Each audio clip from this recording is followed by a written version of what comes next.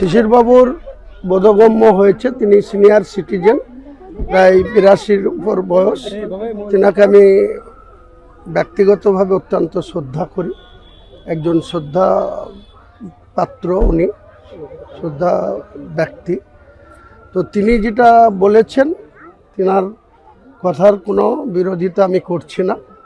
মানুষ মাত্রই ভুল হয়, আমারও এইরকম একটা ভুল 20শে নভেম্বর 2012 হয়েছে।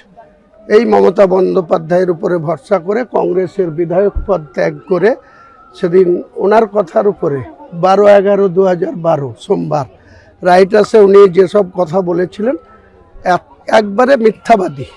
এই বাংলার মুখ্যমন্ত্রী এত মিথ্যাবাদী, সেটা আমিও একটা জ্বলন্ত প্রমাণ। কাজেই আমারও একটা ঐতিহাসিক ভুল হয়েছে।